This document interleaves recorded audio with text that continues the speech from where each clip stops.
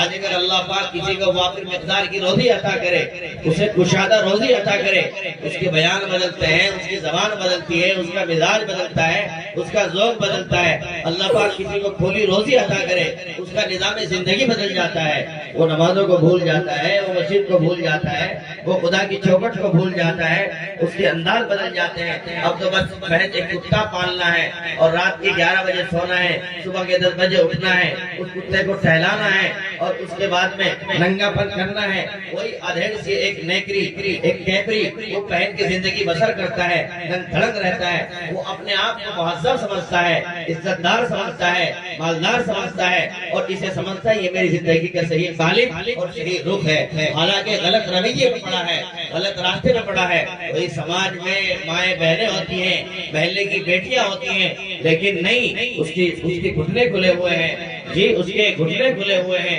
کئی مرتبہ اس کی جانگ دکھتی ہے، وہ اسی بے حیائی کے ساتھ خود بھی نہاتا ہے، اپنی سواری ٹریکٹر ہو یا بھینس بیل ہو اس کو بھی نہلاتا ہے، اور اسی بے حیائی کے ساتھ اپنی زندگی کو گزارنا پسند کرتا ہے۔ اور نوجوان دوستوں کی مت پوچھو، ہر کسے باشد جانتا ہے، محلے میں دیکھتا ہے، اچھی سمجھتا ہے۔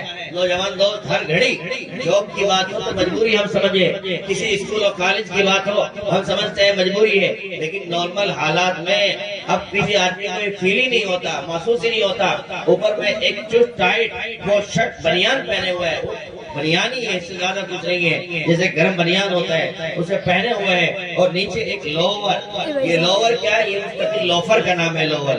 یہ لوور جس میں اعضاء نظر آتے ہیں، اندرونی اعضاء جن کو چھپانے کا حکم دیا گیا ہے وہ ظاہر ہوتے ہیں، لیکن باپ کی زبان نہیں کھل سکتی، جی بھائی کی زبان نہیں کھل سکتی، گلی نکڑ کے کسی بندے کی زبان نہیں کھل سکتی، گھر کی ماں نہیں بول سکتی، بہن بیٹیاں نہیں کہہ سکتی۔ ایسا لگتا ہے جیسے زبان پر باضابطہ جادو کر دیا گیا ہو، تالا لگا دیا گیا ہو۔